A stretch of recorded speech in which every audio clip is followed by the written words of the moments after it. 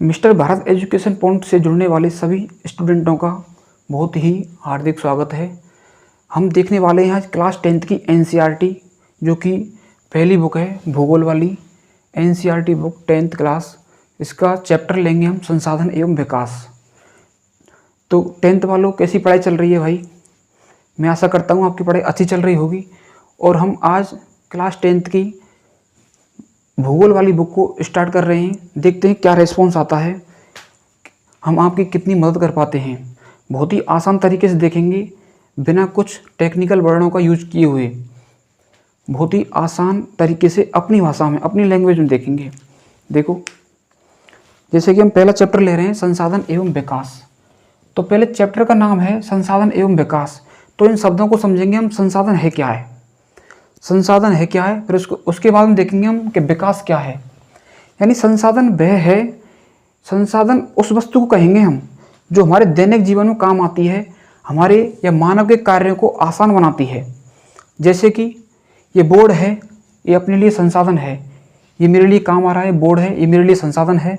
आपके लिए, जैसे आप मोबाइल में देख रहे हैं इस क्लास को, तो आपके लिए मोबाइल वो है, संसाधन है। तो यानी मानव की आवश्यकताओं को पूरा करने वाली जो वस्तुएं होती हैं वो संसाधन होती हैं। मानव की आवश्यकताओं को पूरा करने वाली जो वस्तु होती हैं वो संसाधन होती हैं। देखो, मानवीय आवश्यकताओं को पूरा करने वाली वस्तुएं, मानवीय आवश्यकताएं जो वस्तुएं पूरा करती हैं उन्हें हम संसाधन कहते हैं। तो विकास को देखेंगे हम। विकास का मतलब है कि जो पहले की स्थिति है उसमें परिवर्तन होना विकास कहलाता है। यानी जो विकास होगा वो किसके माध्यम से होगा? वो वस्तुओं के माध्यम से, यानी संसाधनों का उपयोग करके हम पहले वाली स्थिति में परिवर्तन करेंगे, तभी तो विकास होगा। यानी पूर्व की स्थिति में, यानी पहले की स्थिति में परिवर्तन की प्रक्रिया ही विकास कहलाती है। तो ये विकास हो गया, परिवर्तन की प्रक्रिया, परिवर्तन की प्रक्रिया, परिवर्तन की प्रक्रिया विकास है। और जो वस्तुएं मानव की आवश्यकताओं को पूरा करती हैं उनको हम संसाधन कहते हैं। तो जैसे बोर्ड एग्जाम में पूछी जाएगी परिभाषा कि संसाधन किसे कहते हैं, तो संसाधन किसे कहते हैं उसकी परिभाषा हम कैसे देंगे? तो देखिए, उसकी परिभाषा देने का क्या तरीका है। हेडिंग लगाएंगे अपन संसाधन। अब इसकी परिभाषा को हम देखिए बहुत ही आसान तरीके से देखेंगे कि वे वस्तुएं, यानी वे वस्तुएं जो पर्यावरण में उपलब्ध हैं और मानव की आवश्यकताओं को पूरा करती हैं उन्हें हम संसाधन कहते हैं। देखिए, वे वस्तुएं जो पर्यावरण में उपलब्ध हैं,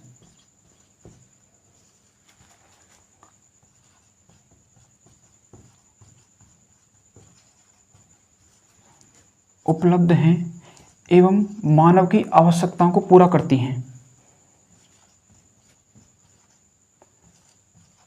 मानव की आवश्यकताओं को पूरा करती हैं।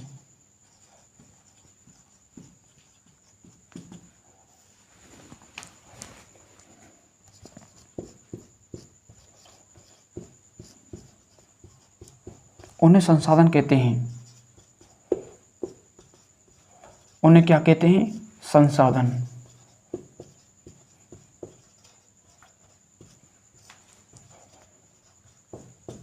ये तो परिभाषा हो गई अपनी सिंपल, अपनी भाषा में। लेकिन हम एक परिभाषा और दे सकते हैं टेक्निकली वर्णों का यूज करके। देखिए, अथवा में, और दोनों ही परिभाषा सही हैं। आप कोई सी परिभाषा लिख देना, आपको जैसे 2 अंक की आगे परिभाषा तो 2 अंक ही मिलेंगे पूरे, बिल्कुल कटौती नहीं होगी।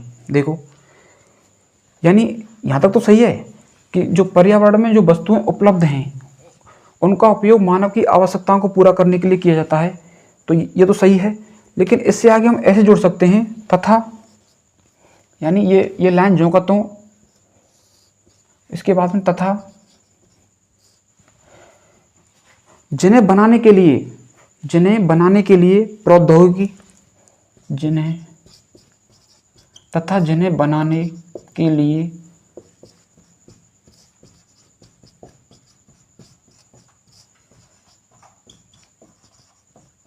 प्रौद्योगिकी मतलब होता है टेक्नोलॉजी, तकनीकी, प्रौद्योगिकी उपलब्ध हो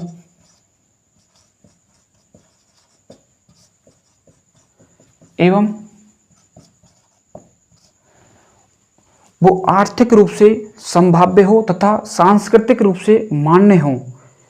देखो, एवं आर्थिक रूप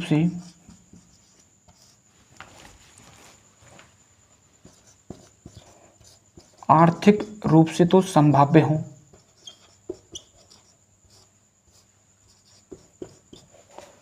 वह सांस्कृतिक रूप से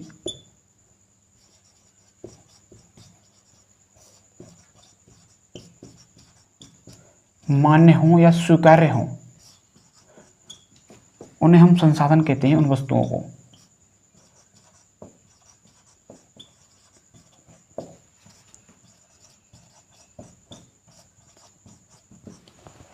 देखिए,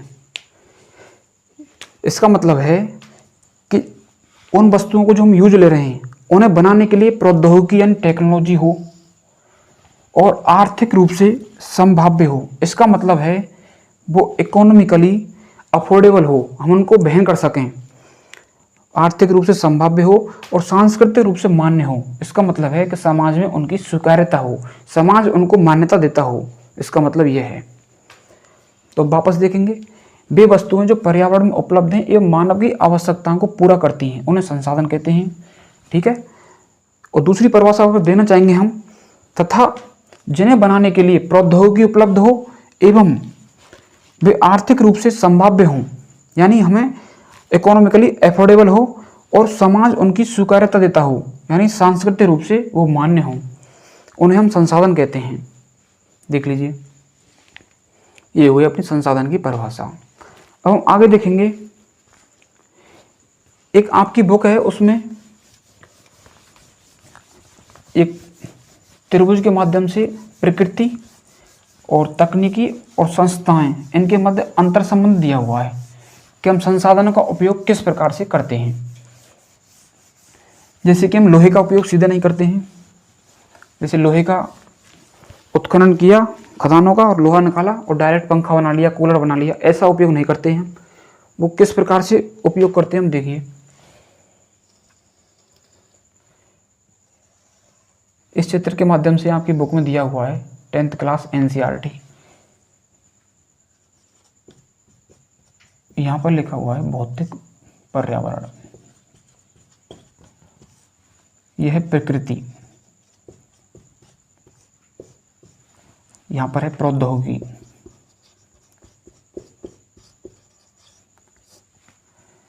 और यह है संस्थाएं, बीच में है मानव। इसका मतलब क्या है? और सभी जो एरो हैं मानव से निकल रहे हैं, प्रकृति की ओर, प्रौद्योगिकी की ओर और संस्थाएं इनकी ओर। इसका मतलब है जो प्रकृति में जो व्याप्त हैं, प्रकृति में उपलब्ध हैं संसाधन, उनका उपयोग मानव सीधे ही नहीं करता है। पहले प्रकृति से उत्खनन करेगा, उसको निकालेगा खदानों से। जैसे लोहा है, लोहे को अयस्क के रूप में निकालेगा पहले वो लोहे को, ठीक है। तो उसका उपयोग लोहे को सीधा नहीं करेगा, उसको तकनीकी के माध्यम से, प्रौद्योगिकी के माध्यम से उसको पहले अपने अनुकूल कन्वर्ट करेगा, उनको संस्थाओं में पहुंचाएगा, उद्योगों में, फैक्ट्रियों में उनको अपने हिसाब से उनको टूल बनाएगा, उनको अपने हिसाब से सांचों में डालेगा, तब जाके वे उपयोग में आएंगे। जैसे कि फैन है और कूलर है, जो भी है, जो टूल्स औजार हैं, उनका जो उपयोग करता है वो इस प्रकार से करता है, संस्थाओं में ढालने के बाद, यानी उद्योग फैक्ट्रियों में उनका शोधन करने के बाद वो लोहा काम में आता है, डायरेक्ट नहीं आता है। तो इनके मध्य जो अंतर संबंध है, प्रकृति, प्रौद्योगिकी और संस्थाओं के मध्य अंतर संबंध को समझाइए। इस प्रकार का जो क्वेश्चन है वो बोर्ड में आ सकता है। तो देख लीजिए, मानव प्रकृति से जो कच्चे माल के रूप में जो वस्तु प्राप्त करता है उसको प्रौद्योगिकी या तकनीकी के माध्यम से, और संस्थाओं में उसका शुद्धिकरण करके, शोधन करके उपयोग में लेता है। इस प्रकार प्रकृति, प्रौद्योगिकी और संस्थाएं के मध्य अंतर संबंध पाया जाता है। देख लीजिए, इस प्रकार से आप समझ सकते हैं। आगे हम देखेंगे कि जो संसाधन हैं सामान्य रूप से कितने प्रकार के होते हैं, संसाधनों का वर्गीकरण। देखिए, यह है संसाधन संसाधन सामान्य रूप से दो प्रकार के होते हैं। एक तो होता है प्राकृतिक संसाधन, प्राकृतिक संसाधन, और दूसरा है मानव निर्मित संसाधन, मानव निर्मित संसाधन।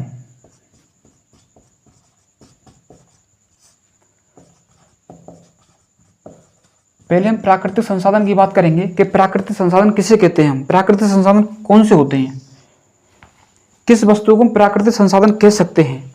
मतलब वे वस्तुएं या वे खनिज, वे पदार्थ, वे वस्तुएं जिन्हें हम प्रकृति से सीधा ही प्राप्त करते हैं, यानी वे वस्तुएं जो प्रकृति से हमें सीधी ही प्राप्त होती हैं उन्हें प्राकृतिक संसाधन कहते हैं। यानी प्रकृति से सीधी प्राप्त होती हैं वस्तुएं, सीधे प्राप्त होती हैं। जैसे हवा, ये हमें प्रकृति से सीधी प्राप्त होती है। जैसे जल, ये प्रकृति से सीधी प्राप्त होती है। और इसके बाद देखेंगे मानव निर्मित वस्तुएं, इसके अंतर्गत आएंगी, यानी जो मानव के द्वारा दैनिक जीवन में उपयोग करने के लिए जो वस्तुओं का निर्माण किया जाता है उन्हें मानव निर्मित संसाधन कहते हैं। यानी ये ऐसे संसाधन होते हैं जो मानव के द्वारा अपने दैनिक जीवन में उपयोग करने के लिए बनाए जाते हैं। यानी वे वस्तुएं जो मानव के द्वारा बनाए जाते हैं दैनिक जीवन में उपयोग करने के लिए, मानव द्वारा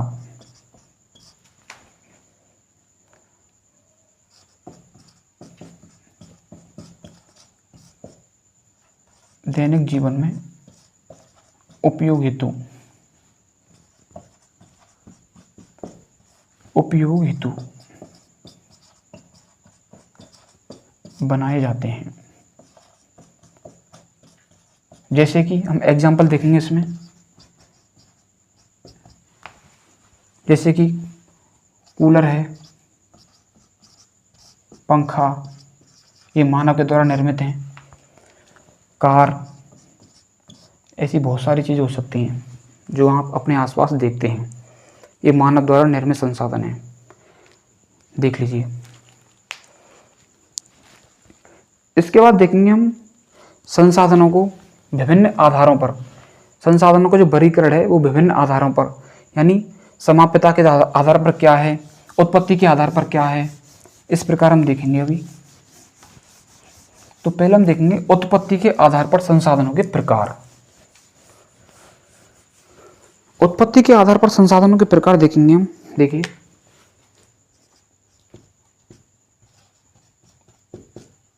उत्पत्ति के आधार पर, उत्पत्ति के आधार पर संसाधनों का वर्गीकरण। उत्पत्ति के आधार पर संसाधनों का वर्गीकरण देखें हम तो उत्पत्ति के आधार पर संसाधन दो प्रकार के होते हैं, जैव और अजैव। देखिए, पहला है जैव संसाधन, जैव संसाधन। तो जैव संसाधन को देखते हैं हम। जैव संसाधन किसे कहते हैं? जैव संसाधन उसे कहते हैं, देखो नाम से स्पष्ट हो रहा है जैव, यानी इसमें जीवन प्रक्रिया का कुछ उल्लेख है। जैव यानी धरातल या जैव मंडल में पाए जाने वाला प्रत्येक जीव जिसमें जीवन की एक निश्चित प्रक्रिया होती है उसे जैव संसाधन कहते हैं। देखिए, धरातल या जीव मंडल में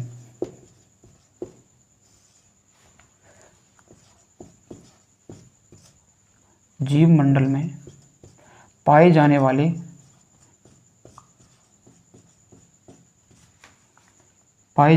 वे जीव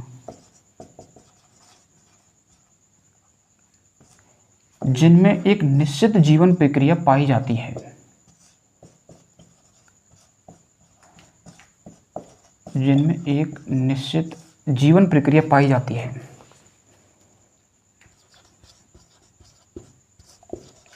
उन्हें जैव संसाधन कहते हैं।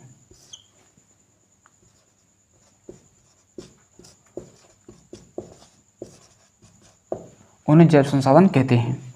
जैसे हम एग्जाम्पल देखेंगे इसमें जो एग्जाम्पल बनते हैं वो है जैसे मनुष्य, जैसे मनुष्य,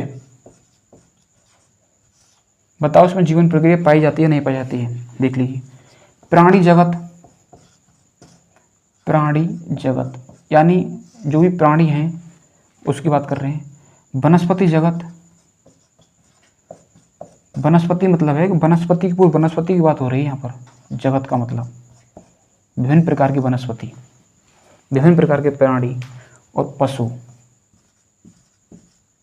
इसके अंतर्गत आते हैं। देख लीजिए, ये हुआ जैव संसाधन, यानी धरातल पर या जीव मंडल में एक जो पाए जाने वाले जीव हैं उनमें एक निश्चित जीवन प्रक्रिया पाई जाती है, उन्हें हम जैव संसाधन कहते हैं। देख लीजिए, दूसरा है अजैव संसाधन। अजैव संसाधन किसे कहेंगे हम? धरातल पर पाए जाने वाले वे तत्व या पदार्थ। देखो, अजैव, अ मतलब नहीं है, जैव मतलब जीवन प्रक्रिया, जिनमें जीवन प्रक्रिया नहीं है, नाम से स्पष्ट हो रहा है। देख लीजिए, यानी धरातल पर पाए जाने वाला वह तत्व या पदार्थ जिनमें एक निश्चित जीवन प्रक्रिया नहीं पाई जाती है, उन्हें अजैव संसाधन कहते हैं। इसके एग्जाम्पल हैं जैसे कि सेल, चट्टानें, धातुएं, इस प्रकार के जो एग्जाम्पल हैं वो अजैव संसाधनों में आते हैं। यानी धरातल पर पाए जाने वाले जीव या तत्व जिनमें एक निश्चित जीवन प्रक्रिया नहीं पाई जाती है, जिनमें जीवन प्रक्रिया नहीं पाई जाती है। बिल्कुल आसान अपनी भाषा में देखेंगे अपन, जीवन प्रक्रिया नहीं पाई जाती। इसके एग्जाम्पल हैं, उदाहरण जैसे कि सेल, चट्टानें, सेल, चट्टानें, धातुएं, इस तरह के इसके एग्जाम्पल हैं अजैव संसाधन। आप समझ रहे होंगे। अब देखेंगे हम समाप्यता के आधार पर संसाधनों के प्रकार। इसको मिटा दूंगा। समाप्यता के आधार पर संसाधन दो प्रकार के हैं। समाप्यता मतलब नाम से स्पष्ट हो रहा है, समाप्त होने वाली और समाप्त नहीं होने वाली, ऐसा कुछ आएगा इसमें। नाम से स्पष्ट हो रहा है समाप्यता यानी समाप्त, समाप्ति के आधार पर।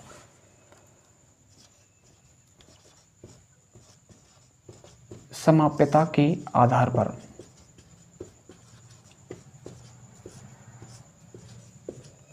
समाप्यता के आधार पर, समाप्यता के आधार पर संसाधन दो प्रकार के हैं। पहला है नवीकरणीय। देखो, नवीकरणीय नाम से स्पष्ट हो रहा है, नवीकरणीय या असमाप्य, यानी हम उनको नवीकृत कर सकते हैं। नवीकृत कर सकते हैं तो वो समाप्त नहीं होंगे, तो इसका मतलब क्या हुआ? असमाप्य। असमाप्य यानी वो समाप्त नहीं होंगे, मतलब जिनका हम बार बार यूज करने के बाद भी वो समाप्त नहीं होंगे, उनका हम नवीनीकरण कर सकते हैं, उन्हें हम पुनः प्राप्त कर सकते हैं उनका यूज करके। तो प्रकृति में पाए जाने वाले वे संसाधन जिनका यूज करने के बाद हम पुनः यूज कर सकते हैं, उन्हें हम नवीकरणीय योग्य संसाधन कहते हैं, और ये कभी समाप्त नहीं होते हैं, जिनका प्रयोग हम पुनः कर सकते हैं।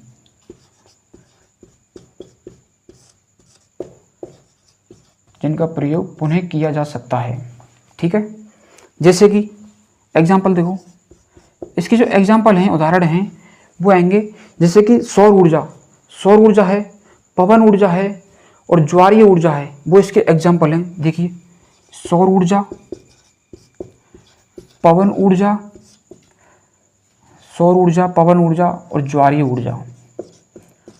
सौर ऊर्जा जो कि आप जानते हैं छतों पर सोलर पैनल लगे होते हैं, उनके माध्यम से एनर्जी यानी जो लाइट ऊर्जा उत्पन्न की जाती है वो सौर ऊर्जा है। पवन ऊर्जा जो पश्चिमी राजस्थान में आप देखते हैं बड़ी बड़ी पवन चक्कियों के माध्यम से ऊर्जा प्राप्त की जाती है। और जो ज्वारीय ऊर्जा होती है वो क्या होती है? समुद्रों किनारे क्या है, ज्वार भाटे आते रहते हैं, समुद्रों में लहरें उत्पन्न होती हैं, तो उनमें क्या है कि पानी का उतार चढ़ाव चलता रहता है। तो वहाँ पर क्या होता है कि वहाँ पर एक टरबाइन लगा दी जाती है, घूमने वाली टरबाइन लगा दी जाती है वहाँ पर। जैसे ही ज्वार आता है यानी पानी का जो लेवल ऊपर आता है, तो जैसे पानी इस टरबाइन पर गिरता है ना, तो ये घूमती है और इससे बिजली उत्पन्न होती है, यानी ऊर्जा उत्पन्न होती है इससे। तो इस प्रकार, और इनका उपयोग करके इन्हें बार बार उपयोग कर सकते हैं। इस ऊर्जा को इसको हम पुनः बना सकते हैं सौर प्लेटों के माध्यम से, पवन चक्कियों के माध्यम से, ज्वार भाटों के माध्यम से इनको हम बना सकते हैं। ठीक है। और दूसरा प्रकार है इसका जो दूसरा प्रकार है वो है अनवीकरणीय।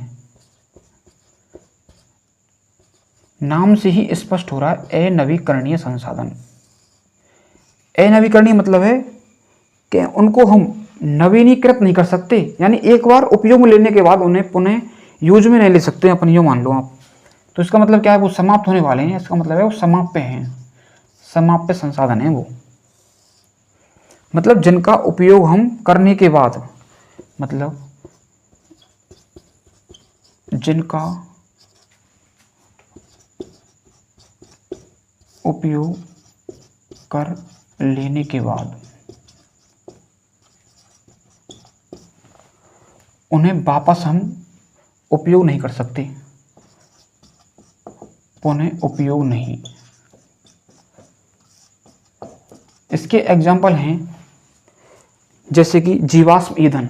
अब जीवाश्म ईंधन किसे कहते हैं? जीवाश्म ईंधन वो होते हैं जो कई करोड़ों, लाखों, करोड़ों वर्षों के बाद मतलब जो बनते हैं, वो विभिन्न प्रकार के जीव जंतुओं के सड़ने गलने से जो बनते हैं ईंधन, उन्हें जीवाश्म ईंधन कहते हैं। जीवाश्म ईंधन,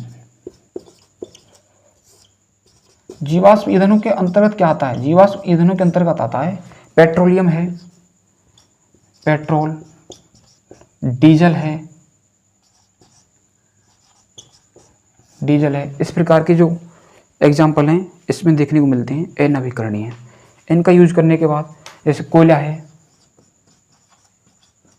खनिज तेल, इस प्रकार के एग्जाम्पल जीवाश्म ईंधन हैं। इनका उपयोग कर लेने के बाद उन्हें पुनः उपयोग नहीं कर सकते। जैसे आप देखते हैं कि पेट्रोल डालने के बाद एक बार गाड़ी में पुनः पेट्रोल डालना पड़ता है, यानी जो उपयोग हो गया उसको बार बार उपयोग नहीं किया जा सकता, केवल एक बार ही उपयोग किया जा सकता है, इसमें अनवीकरणीय। तो ये इसके एग्जाम्पल हो गए, देख लीजिए। आप बिल्कुल आसान भाषा में समझ सकते हैं, बिल्कुल भी। और कोई अगर डाउट हो तो आप कमेंट करके पूछ सकते हैं। अब हम अपन देखेंगे कि स्वामित्व के आधार पर, स्वामित्व के आधार पर संसाधनों के प्रकार, यानी स्वामित्व के आधार पर संसाधन। स्वामित्व मतलब क्या होता है? स्वामित्व का मतलब होता है कि उसका मालिकाना हक किसका है, इस संसाधन पर इसका मालिकाना हक किसका है। जैसे कि आपका घर है तो उस पर आपका अधिकार है। जैसे शमशान घाट है तो शमशान घाट पर पूरे समाज का अधिकार होता है। तो इस प्रकार से हम मालिकाना हक के आधार पर हम पढ़ेंगे कि स्वामित्व के आधार पर संसाधन कितने प्रकार के होते हैं।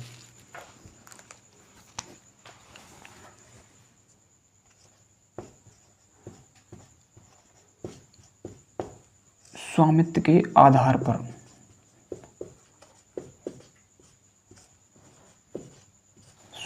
आधार पर संसाधनों के प्रकार।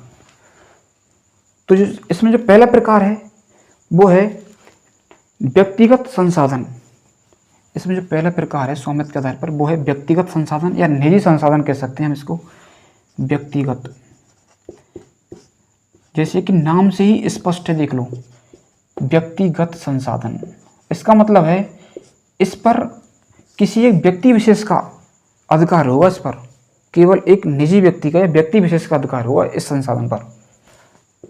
यानी जिस पर, जिन संसाधनों पर,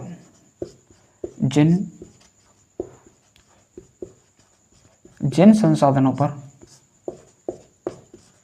एक निजी व्यक्ति का अधिकार होता है,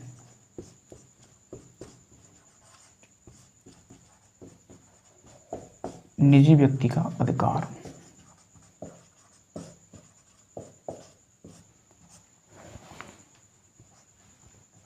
उन्हें हम क्या कहते हैं? व्यक्तिगत संसाधन कहते हैं। जैसे कि इसमें हम एग्जांपल देंगे, देखो, जैसे कि अपना घर है ये, तो इस पर एक निजी व्यक्ति का अधिकार है, अपना अधिकार है, ठीक है, घर है।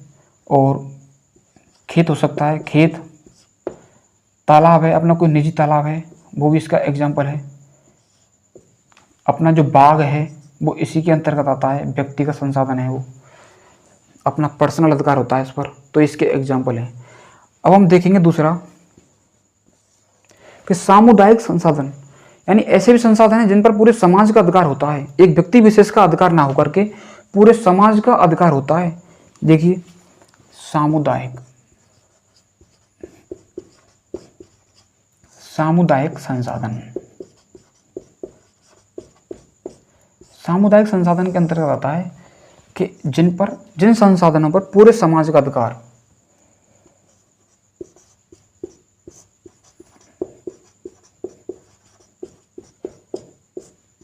जिन संसाधनों पर पूरे समाज का अधिकार होता है।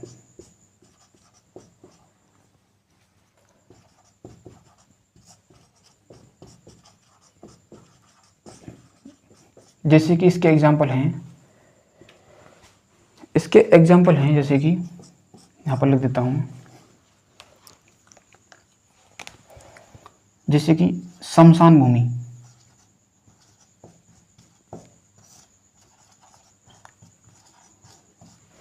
और तालाब।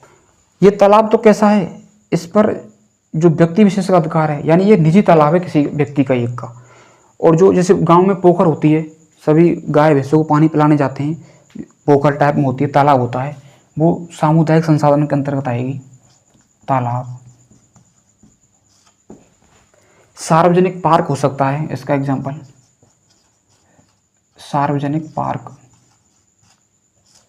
ये इसके एग्जाम्पल है, देख लीजिए।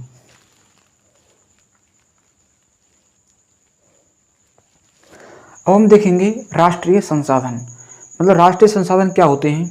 राष्ट्रीय संसाधन वे होते हैं जो किसी देश विशेष की सीमा के अंदर होते हैं, यानी देश की सीमा के अंदर।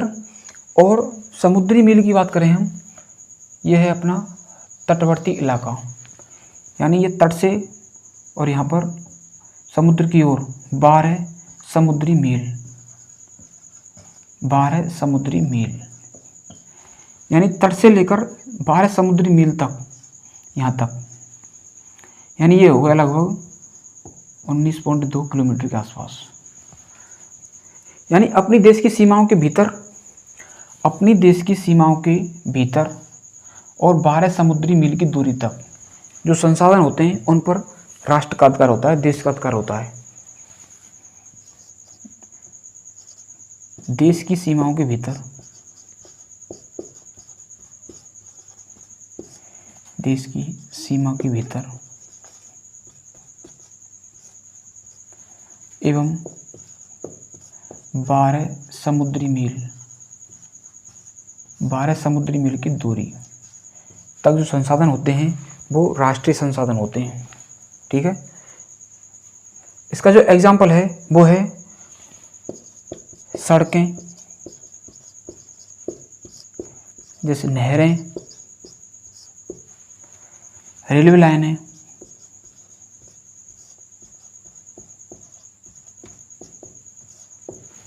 और खनिज संसाधन। खनिज संसाधन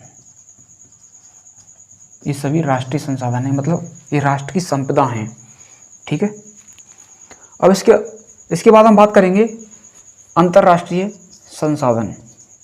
चौथा है अंतर्राष्ट्रीय संसाधन। अंतर्राष्ट्रीय संसाधन, अंतर्राष्ट्रीय संसाधन क्या होते हैं? अंतर्राष्ट्रीय संसाधन वो होते हैं जो समुद्र की, मतलब तट से लेकर समुद्र की जो गहराई है वहाँ पर देखें हम 200 समुद्री मील, नॉटिकल माइल, समुद्री मील, मतलब देश की तटरेखा से लेकर 200 समुद्री मील की दूरी तक जो संसाधन होते हैं उन पर देश का अधिकार होता है। लेकिन 200 समुद्री मील की दूरी के बाद इन पर किसी देश का अधिकार नहीं होता है। यानी 200 समुद्री मील की दूरी से जो परे जो संसाधन होते हैं वो अंतर्राष्ट्रीय संसाधन होते हैं। ये इन पर किसी देश का अधिकार नहीं होता है। और किसी अंतर्राष्ट्रीय संस्था जैसे यूएनओ संस्था है, तो अंतर्राष्ट्रीय संस्था की सहमति के बिना इन संसाधनों को हम उपयोग में नहीं ले सकते हैं। ठीक है, 200 समुद्री मील की दूरी से परे।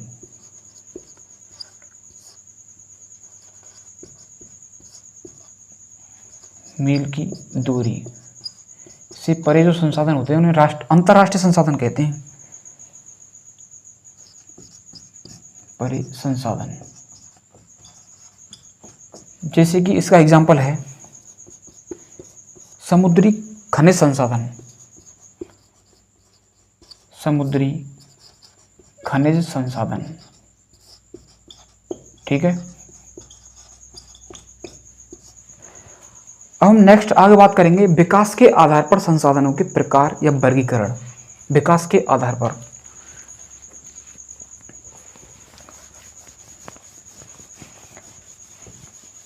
विकास के आधार पर संसाधनों को देखेंगे हम, जिसमें पहला है संभावी संसाधन।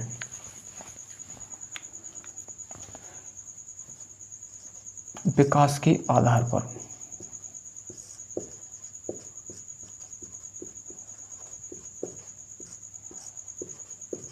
विकास के आधार पर संसाधन, जिसमें पहला है संभावी संसाधन।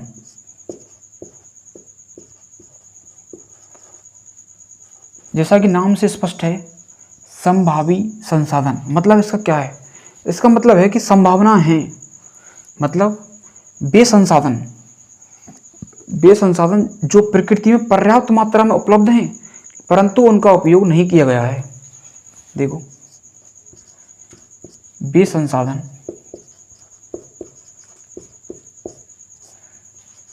जो प्रकृति में पर्याप्त मात्रा में विद्यमान हैं या उपलब्ध हैं,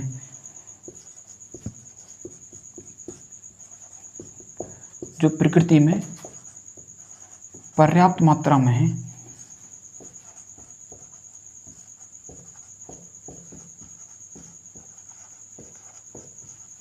ठीक है, परंतु उनका उपयोग नहीं किया गया है। परंतु उनका उपयोग नहीं किया गया, ठीक है। इसका एग्जाम्पल देखेंगे। इसका एग्जाम्पल क्या है? इसका एग्जाम्पल है जैसे कि पश्चिमी राजस्थान और गुजरात में सौर ऊर्जा और पवन ऊर्जा की अपार संभावना है, लेकिन इतनी संभावना होने के बाद भी वहाँ पर इन संसाधनों का उपयोग बहुत अधिक बड़े पैमाने पर नहीं किया गया। जैसे राजस्थान व गुजरात में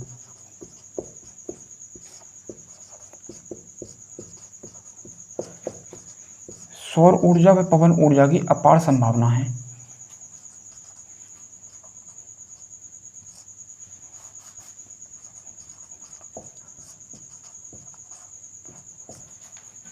पवन ऊर्जा की अपार संभावना है, परंतु वहां पर इनका उपयोग अधिक पैमाने पर नहीं किया गया।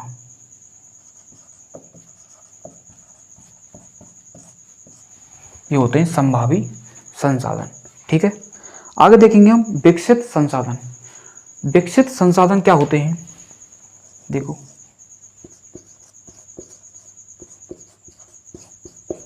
विकसित संसाधन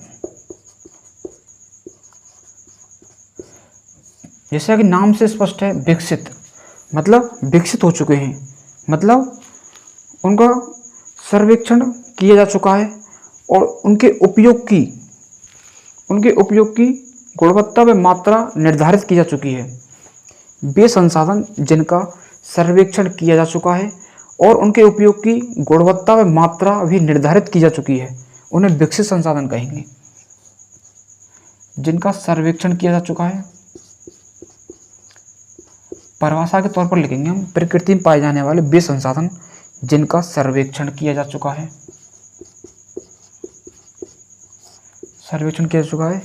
एवं उनके उपयोग की मात्रा एवं गुणवत्ता भी निर्धारित की जा चुकी है।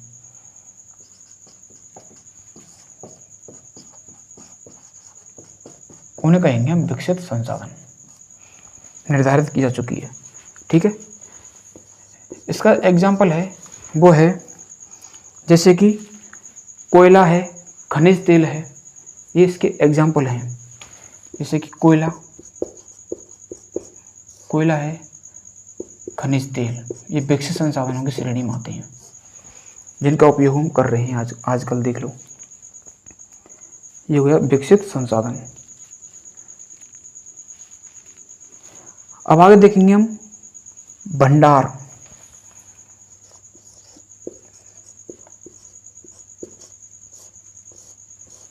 जैसा कि नाम से स्पष्ट है, भंडार है उनका, स्टोरेज है उनका काफ़ी, मतलब वे संसाधन जो मानवीय आवश्यकताओं की पूर्ति तो कर सकते हैं, लेकिन तकनीकी के अभाव में या प्रौद्योगिकी के अभाव में उनका उपयोग नहीं किया गया है। देखो, जो वे संसाधन जो मानवीय आवश्यकताओं की पूर्ति कर सकते हैं,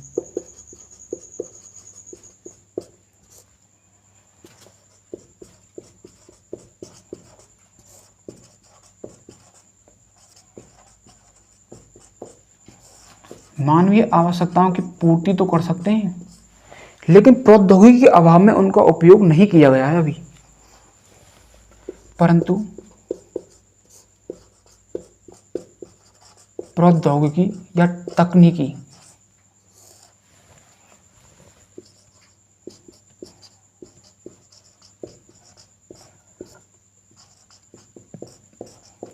के अभाव में उनका उपयोग नहीं किया गया है। जैसे कि इसका एग्जाम्पल दें अपन, इसका एग्जाम्पल है जैसे जल। इसका एग्जाम्पल यहाँ दे देता हूँ। जैसे कि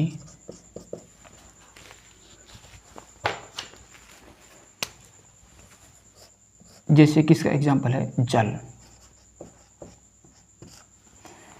जल का रासायनिक सूत्र क्या होता है?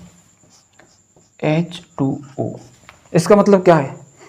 जल तो काफ़ी मात्रा में उपलब्ध है सागर महासागरों में, नदियों में, लेकिन कोई ऐसी टेक्नोलॉजी अभी तक विकसित नहीं हुई है जिससे कि हम हाइड्रोजन और ऑक्सीजन के दोनों अणुओं को, दोनों ज्वलनशील गैसें हैं, अगर जल के अणुओं को हम अलग अलग कर दें हाइड्रोजन और ऑक्सीजन को, तो हमें हाइड्रोजन और ऑक्सीजन दो ज्वलनशील गैसें मिल जाएंगी।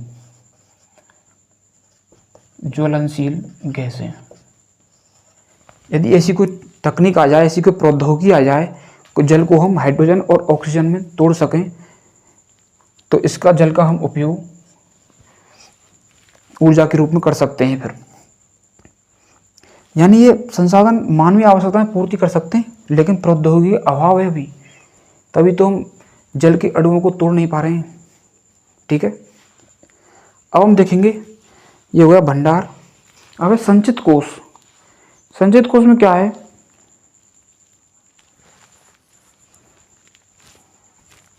यहां लिख देता हूं, चौथा प्रकार है संचित कोष।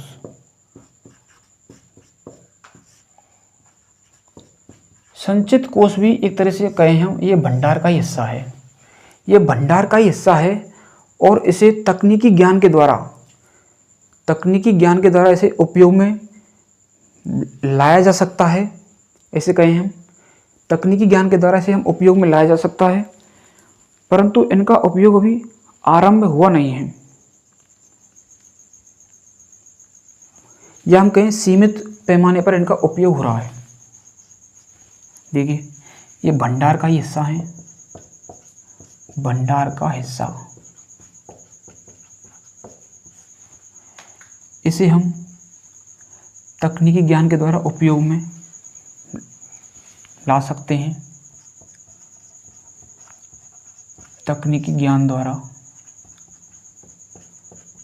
उपयोग में ला सकते हैं, परंतु इनका उपयोग अभी प्रारंभ नहीं हुआ है, या हम ऐसे कहें इनका उपयोग अभी बड़े पैमाने पर प्रारंभ नहीं हुआ है।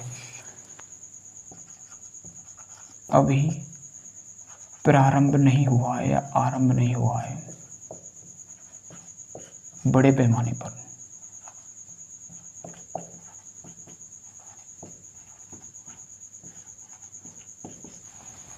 जैसे कि इसका एग्जाम्पल दें हम, इसका एग्जाम्पल है नदियों के जल से जल विद्युत पैदा करना। नदियों के जल से जल विद्युत पैदा करना। ठीक है, ये हुए अपने विकास के आधार पर संसाधनों के प्रकार। अब देखते हैं हम नेक्स्ट दो संसाधन और हैं, चक्रीय संसाधन और अचक्रीय संसाधन। वो देखेंगे हम चक्रीय संसाधन क्या होते हैं और अचक्रीय संसाधन क्या होते हैं। जैसा कि नाम से ही स्पष्ट हो रहा है वैसे तो कि चक्रीय मतलब वो साइकिल में है और अचक्रीय मतलब वो साइकिल में नहीं है। देखिए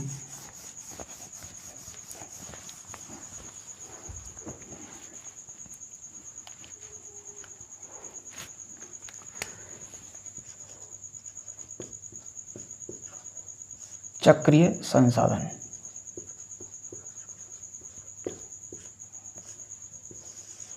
इसका मतलब क्या है? इसका मतलब है कि साइकिल बन रहा है एक, मतलब प्रकृति में पाए जाने वाले वे संसाधन जिनका उपयोग हम एक से अधिक बार कर सकते हैं उसे हम कहते हैं चक्रीय संसाधन। जिनका उपयोग प्रकृति में पाए जाने वाले वे संसाधन जिनका उपयोग हम एक से अधिक बार कर सकते हैं, एक से अधिक बार। ठीक है, उन्हें हम कहते हैं चक्रीय संसाधन। चक्रीय संसाधन के उदाहरण देखें हम अपन तो इसके उदाहरण हैं सोना, चांदी, तावा, लोहा, जो भी धात्विक वस्तुएं हैं वो चक्रीय संसाधन का उदाहरण है। कैसे?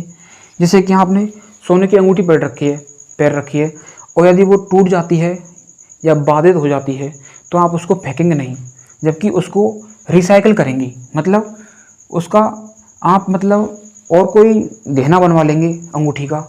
इस प्रकार से उसका चक्रीकरण हो जाएगा। जैसे कि सोना है, चांदी है, तांबा है, लोहा, ऐसी बहुत सारी वस्तुएं हो सकती हैं। ठीक है, एक्सेट्रा। आगे देखेंगे हम अचक्रीय संसाधन। अचक्रीय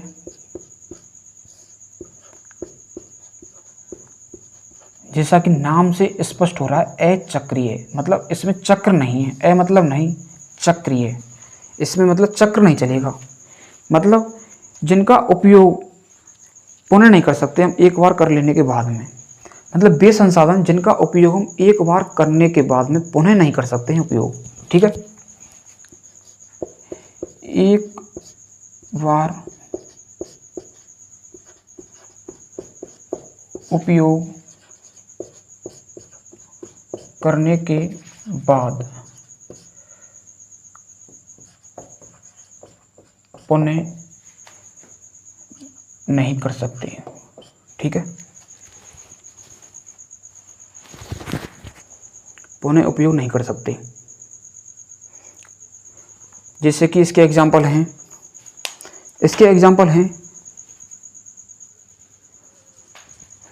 इसके एग्जाम्पल लिखेंगे हम। कोयला है, कोयला, प्राकृतिक गैस, खनिज तेल इत्यादि। ठीक है, इनका एक बार उपयोग कर लेने के बाद हम पुनः उपयोग नहीं कर सकते हैं। ये हुए अचक्रीय संसाधन। ठीक है,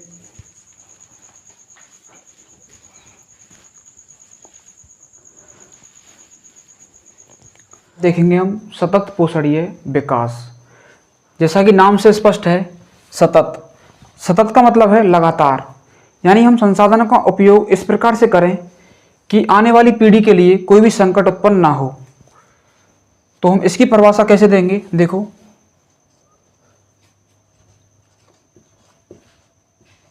पर्यावरण संरक्षण, पर्यावरण संरक्षण और भावी पीढ़ी की आवश्यकताओं को ध्यान में रखकर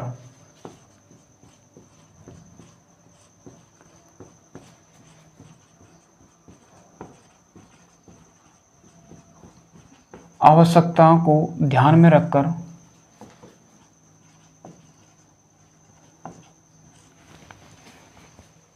वर्तमान जरूरतों को पूरा करना।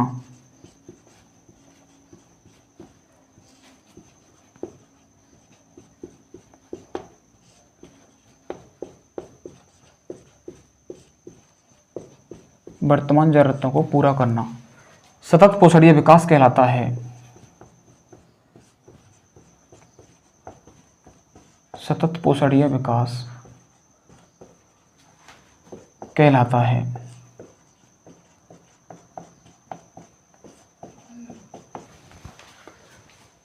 सतत का मतलब है लगातार, और पोषणीय विकास मतलब हम संसाधनों का उपयोग इस प्रकार से करें कि भावी पीढ़ी के लिए कोई संकट उत्पन्न ना हो और पर्यावरण का किसी प्रकार से नुकसान ना हो, यानी पर्यावरण का संरक्षण होना चाहिए और अपनी वर्तमान जरूरतें वो भी पूरा हो जाएं। तो ये हुआ सतत पोषणीय विकास। ठीक है, अब हम देखेंगे आगे संसाधन नियोजन। संसाधन नियोजन क्या होता है उसको हम देखेंगे।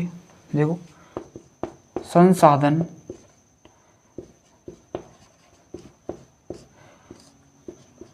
यानी संसाधनों का उपयोग हम इस प्रकार से करेंगे, नियोजित तरीके से करेंगे, योजना बना करके, जिससे कि हम जो हमने लक्ष्य निर्धारित किए हैं उनको पूरा कर सके। नियोजित का मतलब है कि पूरे नियोजित तरीके से, यानी योजनाबद्ध तरीके से किसी कार्य को करना। जैसे कि मोदी जी ने लक्ष्य रखा है 2047 तक भारत को विकसित राष्ट्र बनाना, तो हम संसाधनों का उपयोग उसी प्रकार से करेंगे, ना कि एकदम अनावश्यक रूप से कर देंगे। देखिए,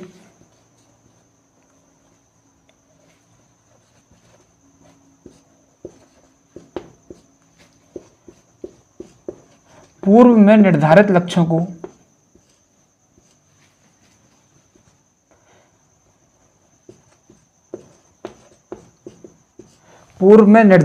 को ध्यान में रखकर संसाधनों का उपयोग विवेकपूर्ण ढंग से करना ही संसाधन नियोजन कहलाता है।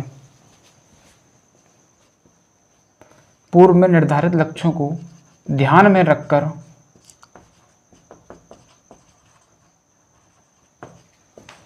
संसाधनों का विवेकपूर्ण ढंग से उपयोग करना।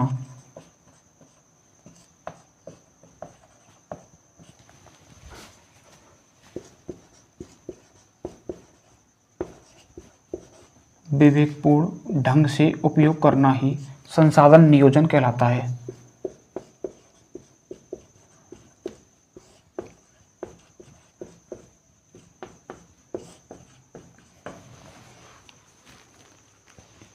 ठीक है, अब हम देखेंगे संसाधन नियोजन के प्रमुख बिंदु कौन कौन से हैं, यानी इसके प्रमुख सोपान कौन कौन से हैं वो हम देखेंगे। संसाधन नियोजन के प्रमुख बिंदु या सोपान आपकी बुक में दिए हुए हैं, एनसीईआरटी क्लास 10th की।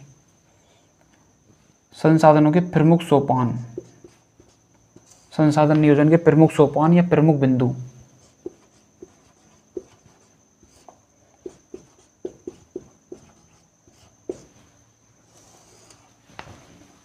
इसका मतलब है कि हम संसाधनों को किस प्रकार से पहचानेंगे, यानी इसमें पहला पॉइंट है, पहले तो हम संसाधनों की क्या करेंगे, पहचान करेंगे। संसाधनों की पहचान करेंगे, संसाधनों की पहचान करने के बाद में हम उनका सर्वेक्षण करेंगे, सर्वे करेंगे। उसके बाद में हम सर्वे करेंगे यानी सर्वेक्षण। देन उसके बाद में हम उनका मानचित्र बनाएंगे और उसके बाद में मानचित्र बनाने के बाद में संसाधनों की मात्रात्मक एवं गुणात्मक उनका मात्रात्मक एवं गुणात्मक गणना करेंगे उनकी हम, संसाधनों का गुणात्मक एवं मात्रात्मक गणना। ठीक है, ये हुआ पहला सोपान, संसाधन नियोजन का पहला सोपान है। ठीक है, उसके बाद में संसाधन नियोजन का दूसरा सोपान है कि उनको हम प्रौद्योगिकी यानी तकनीकी कौशल और संस्थागत नियोजन ढांचा तैयार करेंगे। प्रौद्योगिकी यानी तकनीकी कौशल, प्रौद्योगिकी कौशल और संस्थागत नियोजन ढांचा तैयार करेंगे। संस्थागत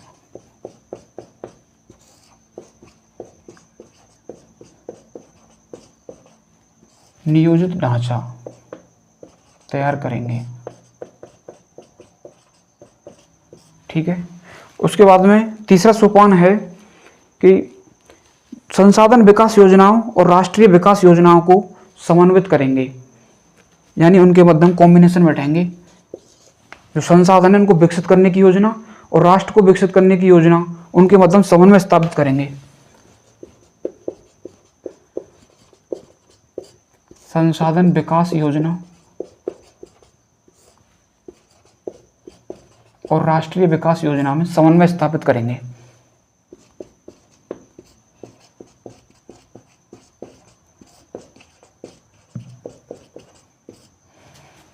राष्ट्रीय विकास योजना में समन्वय।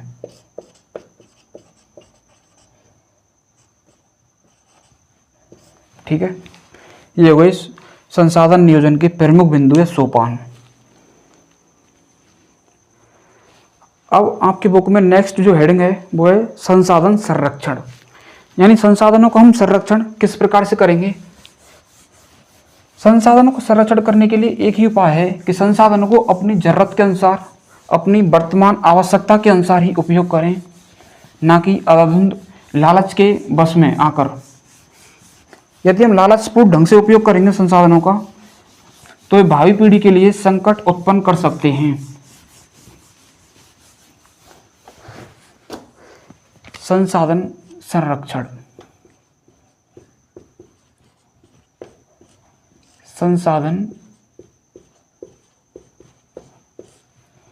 संसाधन संरक्षण वही है कि संसाधनों का हम अपनी जरूरत के अनुसार, अपनी आवश्यकता के अनुसार, वर्तमान आवश्यकता के अनुसार इनका उपयोग करें। हम उनका अंधाधुंध उपयोग लालच के वशीभूत होकर ना करें। और इस संबंध में, संसाधन संरक्षण के संबंध में गांधी जी का एक कोट भी है, आपके बुक में दिया हुआ है। वो क्वेश्चन पूछा भी जा सकता है, ऑब्जेक्टिव क्वेश्चन के रूप में पूछा जा सकता है। गांधी जी का कथन दिया हुआ है इसमें। गांधी कथन दिया हुआ है कि हम प्रत्येक व्यक्ति की आवश्यकता को पूर्ति करने के लिए हमारे पास बहुत कुछ है, लेकिन हर व्यक्ति के लालच को पूरा करने के लिए नहीं है। इसका मतलब है, अर्थात हम किसी व्यक्ति के या हर व्यक्ति के पेट को भरने के लिए हमारे पास सब कुछ है, लेकिन पेट ही भरने के लिए नहीं।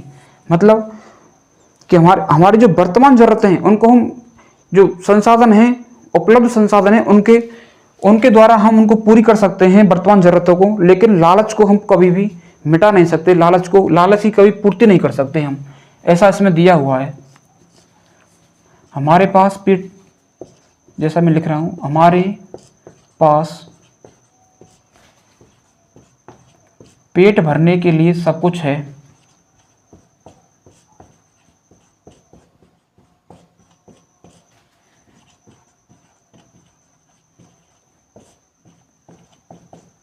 लेकिन पेटी भरने के लिए नहीं। पेटी भरने के लिए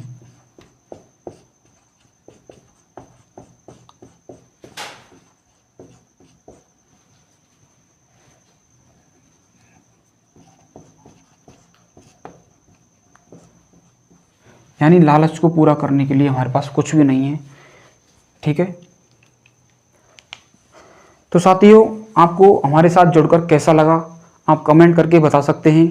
और जो भी पढ़ाया है हमने उसमें अगर किसी प्रकार का डाउट है तो वो भी आप पूछ सकते हैं। और हमारे साथ जुड़कर आपको कैसा लगा ये कमेंट करके आप ज़रूर बताना। ठीक है, थैंक यू।